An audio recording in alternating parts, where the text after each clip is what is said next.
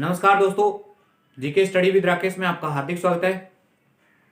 दोस्तों, last video lecture में हम राजस्थान की महत्वपूर्ण लोक कलाओं के बारे में पढ़ रहे थे। आज उसी को कंटिन्यू करते हैं। बहुत सारी लोक कलाएं हमने महत्वपूर्ण लोक कलाएं पढ़ ली थी। कुछ लोक कलाएं अभी भी बाकी थी, जिनमें एग्जाम में इक्का दुक्का प्रश्न पूछ लिया जाता है। तो मेरा मानना यही है कि हम टॉपिक पढ़ रहे हैं तो सभी को पूर्णतः कंप्लीट करते हुए पढ़ेंगे, ताकि भविष्य में आने वाला यानी भविष्य के गर्भ में पलने वाला भी सवाल हमारा गलत नहीं होना चाहिए। तो आइए दोस्तों, हेडिंग डालिए राजस्थान की प्रमुख लोक कलाएं। ये हमारा चैप्टर था। आज जिस लोक कला के बारे में हम पढ़ेंगे उसका नाम है दोस्तों सांझी। बहुत ही महत्वपूर्ण है दोस्तों, यानी आने वाली 3-4 कलाएं एग्जाम के दृष्टिकोण से महत्वपूर्ण है। उसके बाद में कभी कभार प्रश्न पूछा जाता है, मोस्टली तो प्रश्न यहीं से आ जाता है दोस्तों। जैसे अभी सेकंड ग्रेड का रीट का पेपर हुआ, सेकंड लेवल में ये प्रश्न पूछ लिया कि जोशी परिवार का संबंध किस कला से है। तो मैंने आपको बार बार से गला फाड़ फाड़ के बताया है, जोशी परिवार का संबंध अगर पूछे तो एक कला है, फेमस कला है। तो मैंने बता रखा है दोस्तों, हालांकि बता रखा है जोशी परिवार की कला पूछे तो आप सभी जानते हैं कौन सी कला है, फड़ कला या जा पड़ कला। तो नेक्स्ट सांझी की बात करते हैं दोस्तों। तो पहली बात तो सांझी प्रसिद्ध कहां की है दोस्तों, यानी सांझी कला है ना, वो प्रसिद्ध कहां की है। आपसे पहला सवाल तो यही पूछ सकते हैं। तो दोस्तों सांझी कला प्रसिद्ध है श्रीनाथ जी का मंदिर नाथ द्वारा। श्री नाथ जी का मंदिर, नाथ जी का मंदिर। और ये मंदिर कहां पड़ता है दोस्तों, यानी जिस डिस्ट्रिक्ट में पड़ता है उस डिस्ट्रिक्ट का नाम है राजसमंद। बस याद ये रखिए। अब इस सांझी में होता क्या है दोस्तों, तो यह कन्याओं का रंगीन तथा कलापूर्ण यह कन्याओं का रंगीन तथा कलापूर्ण, यानी इसमें जो भी बालिकाएं होती है वह रंगों का प्रयोग करती है और कुछ कलाएं बनाती है। कलापूर्ण वर्त उत्सव है, उत्सव है जिसमें दीवारों पर पार्वती का चित्रण होता है, चित्रण किया जाता है। पहली बात तो ये, यानी सांझी कला किनकी है, तो ध्यान रखना कन्याओं की है। कन्याएं शब्द जब भी आए तो यानी कन्या शब्द किसके लिए प्रयुक्त होता है, जो जिसकी शादी नहीं हुई, बालिकाओं का। तो यानी रंगों का प्रयोग होती है, कुछ कलाएं भी करती है, मांडने वगैरह मांडती होगी दोस्तों। अब स्पष्ट लिखा है दीवारों पर किसका कलाकृति करती है, तो दीवारों पर कलाकृति पार्वती की करती है। पार्वती कौन थी, तो शिव जी की पत्नी का नाम है पार्वती दोस्तों। इसका चित्रण किया कब जाता है दोस्तों, बस सवाल यही पूछा जाता है दोस्तों। या तो आपसे सवाल ये पूछा जाएगा कि सांझी कला प्रसिद्ध कहां की है, या पूछा जाएगा कि ये प्रचित्रण होता कब है। तो भाद्रपद पूर्णिमा से आश्विन अमावस्या तक, भाद्रपद पूर्णिमा से आश्विन अमावस्या तक, तो लगभग दोस्तों आप गैस कर सकते हैं 16 दिन हो गया। पहले कौन सा यानी पक्ष आता है, पहले कैसे पहले काड़ा आ जाता है, फिर कौन सा है गोरा पक्ष आ जाता है, शुक्ल पक्ष आता है। तो शुक्ल पक्ष यानी पूर्णिमा शुक्ल पक्ष हो गया, फिर अमावस्या, तो लगभग 16 दिन चलता है ये, समझ में। और इस दौरान होता क्या है, तो दोस्तों ये श्राद्ध पक्ष के 16 दिन होते हैं, यानी भाद्रपद पूर्णिमा से लेकर आश्विन अमावस्या तक जो चीजें होती है ना उसे आप कहते हैं, यानी ये 16 दिन होते क्या है, तो ये श्राद्ध पक्ष वाले दिन होते हैं, श्राद्ध पक्ष। इन श्राद्ध पक्ष दिनों में ये सांझी वगैरह होती है दोस्तों। नाथ द्वारा के केले की सांझी बहुत प्रसिद्ध है। नाथ द्वारा में केले की सांझी भी मनाई जाती है, में केले की सांझी बनाई जाती है दोस्तों।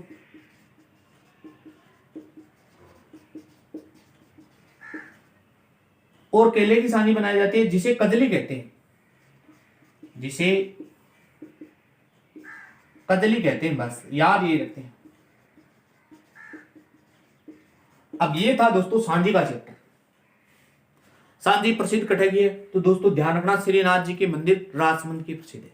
होता क्या है, तो कन्याएं क्या करती है, कुछ रंगों का प्रयोग करती है और कलात्मक यानी वर्त वगैरह भी रखती है। वर्त उत्सव है लिखा हुआ है, जिसमें दीवारों पर किसका चित्रण किया जाता है, तो पार्वती का। पार्वती कौन थी, तो शिव जी की पत्नी थी, इनका चित्रण होता है। कोई विशेषता नहीं है, बस पूछा जाता है चित्रण होता कब है, तो ध्यान रखिए रखना दोस्तों, होता कब है चित्रण, तो यानी भाद्रपद पूर्णिमा से लेकर अमावस्या तक चित्रण चलता है, आश्विन अमावस्या तक। और ध्यान रखना नाथ द्वारा के केले की सांझी भी बहुत प्रसिद्ध है। सांझी को लेकर एक चैप्टर है दोस्तों, एक चीज है अनसुनी किस्सा बता देता हूं आपको। सांझी तो आपने खूब पढ़ रखी होगी, लेकिन एक चीज और बता देता हूं दोस्तों, इससे मिलती जुलती है, जो आपने शायद पढ़ी हो नहीं पढ़ी हो। एक दोस्तों उदयपुर में मंदिर है महेंद्रनाथ मंदिर, महेंद्रनाथ मंदिर।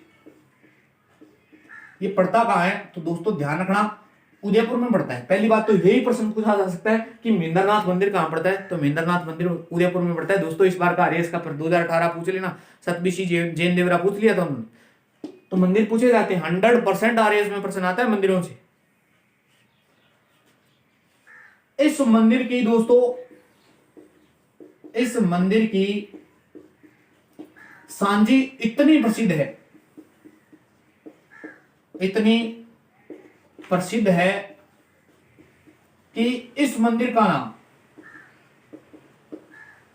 इस मंदिर का नाम यानी वास्तव में मूल नाम तो क्या है, महेंद्रनाथ मंदिर है, लेकिन सांझी प्रसिद्ध हो जाने की वजह से इस मंदिर का नाम क्या कर दिया गया, नामांकरण सांझी मंदिर कर दिया गया। दोस्तों आपसे कभी पूछे सांझी मंदिर कहां है, तो सांझी मंदिर कहां पड़ता है, तो उदयपुर में पड़ता है। मूलतः इस सांझी मंदिर का नाम क्या है, तो महेंद्रनाथ मंदिर है। हो सकता है आपने पढ़ा हो सकता है नहीं पढ़ा हो, लेकिन मैंने तथ्य जरूर नया बता दिया। पढ़ा है तो बहुत अच्छी बात है, आप इसे भी जोड़कर याद करें। इनसे अलावा कभी प्रश्न नहीं पूछा जाएगा सांझी को लेकर। तो आई होप सांझी आपको क्लियर होगी दोस्तों। तो नेक्स्ट कला पढ़ते हैं दोस्तों। सांझी के बाद में दूसरी महत्वपूर्ण कला है,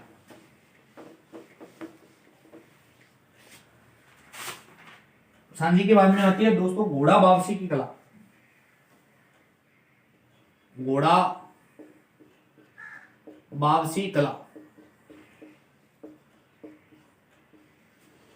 अब घोड़ा वापसी कला दोस्तों, मिट्टी के बने कलात्मक घोड़े।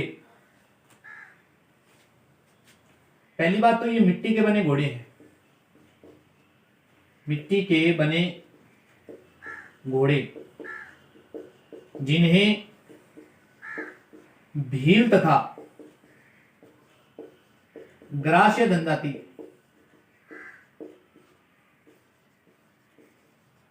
कौन सी जनजाति दोस्तों, भील एवं ग्रास्य जनजाति, लोग देवी देवताओं से मनौती मांगने के लिए,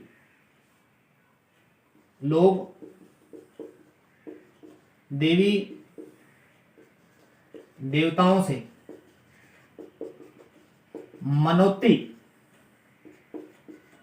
मांगने के लिए चढ़ाते हैं,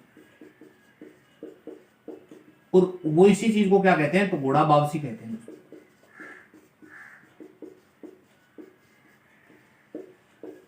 जिस प्रकार हम हमारी कोई मनौती मांगते तो प्रसाद नहीं चढ़ा, हे बजरंगबली पेपर पास करा दे, 100 रुपये प्रसाद चढ़ा दे। ज्यादा तो है कौन बेरोजगार है, तो 100 रुपये चढ़ा सकता, रोजगार हो जाएगा तो उसका 5.25 भी हो जाएगा। चलो आप जितने मर्जी चढ़ा लेना, लेकिन मिट्टी के बने घोड़े जिन्हें भील व ग्रास्य जनजाति, दो जनजातियां प्रमुख है दोस्तों, एक तो भील एक है ग्रास्य। मिट्टी के बने घोड़े अपने मनौती मांगने के लिए देवी देवताओं को जो चढ़ाते हैं उसी को घोड़ा वापसी कहते हैं दोस्तों। एक ध्यान रखना दोस्तों, एक लोक देवता है हमारे पंचपीरों में शामिल है रामदेव जी। लोक देवता रामदेव जी, लोक देवता रामदेव जी, इनके ना दोस्तों कपड़े के घोड़े पोकड़ में बनते हैं। कपड़े के घोड़े हालांकि अब तो सभी जगह बनते हैं, लेकिन कपड़े के घोड़े कहां बनते हैं, पोखरण में। फेमस यहाँ के हैं दोस्तों, बस याद ही रखना। उन्हें क्या कहा जाता है, तो घोड़ा कहा जाता है, बस ये ध्यान रखना दोस्तों। यानी हमारा चैप्टर है ना घोड़ा वापसी, तो घोड़ा से सब घोड़ला जाए ना, घोड़ला किसके, किसके लिए प्रयुक्त होता है? तो रामदेव जी की, यानी रामदेव जी का जो वाहन है उसको घोड़ला कहते हैं दोस्तों। ये जो घोड़ला होता है तो ये वास्तव में कपड़े का बना घोड़ा होता है दोस्तों। और बता देता हूं दोस्तों, एक आपने नाम सुना होगा मामादेव, ये भी एक लोक देवता है। मामादेव के मिट्टी के बने घोड़े, मामादेव के मिट्टी के घोड़े बनते हैं दोस्तों।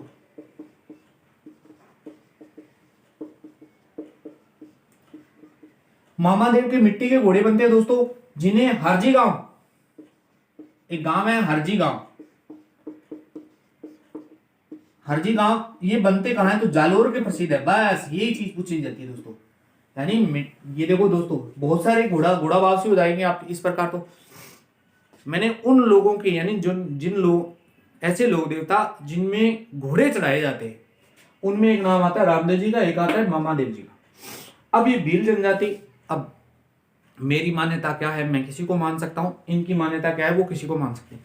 हो सकता है वो रामदेव जी के घोड़े चढ़ाए, हो सकता है वो मामादेव के घोड़े चढ़ाए, किसी के घोड़े चढ़ाए, लेकिन कहेंगे क्या? घोड़ा वापसी कहेंगे। ये तो आप क्लियर है। लेकिन रामदेव जी के घोड़े मुख्यतः कहां बनते हैं? पोखरण में।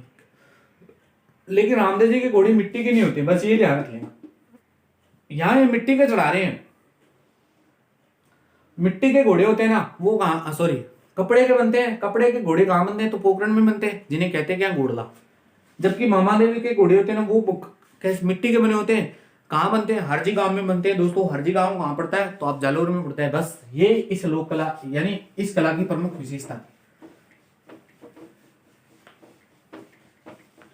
एक और कला है दोस्तों, नेक्स्ट। अब छोटी छोटी कलाएं हैं। नेक्स्ट है भराड़ी। दो तीन पढ़ लेते हैं इकट्ठी। एक है भराड़ी दोस्तों, बहुत बार प्रश्न आता है भराड़ी। एक पढ़ लेते हैं दोस्तों, गोरबंद। ये तो पिछली बार वन रक्षक एग्जाम में आया था दोस्तों। गोरबंद क्या है? तो गले का एक आभूषण, यानी ऊंट के गले का आभूषण। गोरबंद नृत्य पूछ लेते हैं तो ध्यान रखना, ऊंट के गले का एक आभूषण। हालांकि गोरबंद एक नृत्य भी होता है, लेकिन ऊंट के गले का आभूषण को गोरबंद कहा जाता है। प्राथमिकता आपको यही देनी। अगर दूसरा ऑप्शन है, यानी ऑप्शन नहीं है ऊंट के गले का आभूषण, तो ठोक सकते हैं आप। बराड़ी तो ध्यान रखना, बिलों की वैवाहिक देवी कहते हैं इसे, बिलों की वैवाहिक देवी, वैवाहिक लोक देवी कहते हैं दोस्तों। पहली विशेषता तो यही है इसकी। दूसरी विशेषता क्या है दोस्तों? तो मांगलिक घर में ज्वाई के द्वारा, चावलों के घर में ज्वाई के द्वारा, ओहो, ज्वाई पक्ष आ जाए, ज्वाई के द्वारा बराड़ी लोक देवी का, बराड़ी लोक देवी का मांगलिक चित्र बनाया जाता है, यानी विवाह शादियों पर चित्र बनाया, मांगलिक चित्र।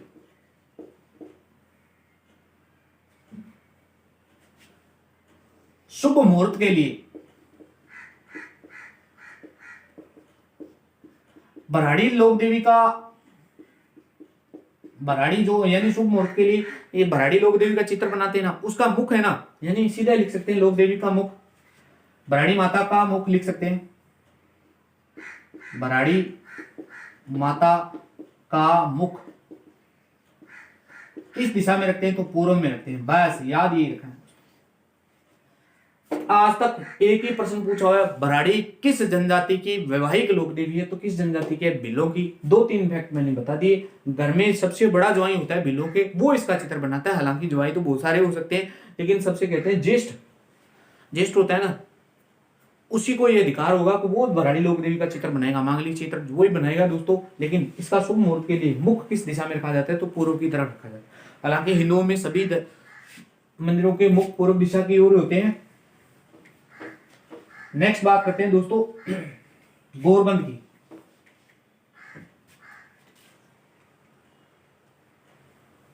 तो गोरबंद, पहली बात तो ये ऊंट के गले का आभूषण है, ऊंट के गले का आभूषण। और मैंने कहा था ना दोस्तों, रीट में आभूषण से प्रश्न पक्का आएगा, पक्का आएगा, पक्का आएगा, 100% आएगा। बजटिया आभूषण पूछ लिया। आप अगर वीडियो देखते हो दोस्तों, तो मैं जिन टॉपिकों पे फोकस करता हूँ, जिन चीजों पे फोकस करता हूँ, वहां से 100% संभावना रहती है कि प्रश्न पूछा जाता है। क्योंकि आप गत वर्षों के जो भी जितने पेपर हुए हैं उनका ट्रेंड देख लीजिए, वो वहीं से प्रश्न उठा रहे हैं दोस्तों। अधीनस्थ बोर्ड की बात बताऊं, 2018 से लेकर 2020 तक के पेपर आप चेक कर लेना दोस्तों। एक चैप्टर है राजस्थान का जिसका नाम है भौतिक प्रदेश, राजस्थान के भौतिक प्रदेश। इस भौतिक प्रदेश में से एकमात्र चैप्टर से 4-4 सवाल पूछे गए थे, एकमात्र चैप्टर से ज्यादा अरावली और पूर्व के मैदान, यानी भौतिक प्रदेशों में 4 प्रदेशों को काउंट किया जाता है। अरावली हो गए, पूर्व के मैदान हो गए, पश्चिमी मरुस्थल हो गया दोस्तों, और दक्षिण पूर्वी पठारी हो गए। एक चैप्टर से 4-4 प्रश्न पूछे जा रहे। तो मैं कह रहा हूं, अगर हमें ये चीज पता चल जाए कि एक चैप्टर से 4-4 प्रश्न आ जाए, तो हमें उस चैप्टर पर फोकस ज्यादा नहीं करना चाहिए क्या? बिल्कुल करना चाहिए, 100% करना चाहिए। तो ये आभूषण भी चैप्टर एक ऐसा है दोस्तों, यानी आभूषण है, चित्रकला है, एकीकरण है, राजस्थान के स्वतंत्रता आंदोलनों में प्रजामंडल और किसान आंदोलन है। तो ये चैप्टर ऐसे हैं जिनसे प्रश्न 100% आता है। तो ध्यान रखें दोस्तों, गोरबंद को संबोधित करके, गोरबंद को, अब आपके मन वाला प्रश्न ये है, हम संबोधित करके, संबोधित करके राजस्थान में लोकगीत भी गाया जाता है। राजस्थान में लोकगीत भी गाया जाता है।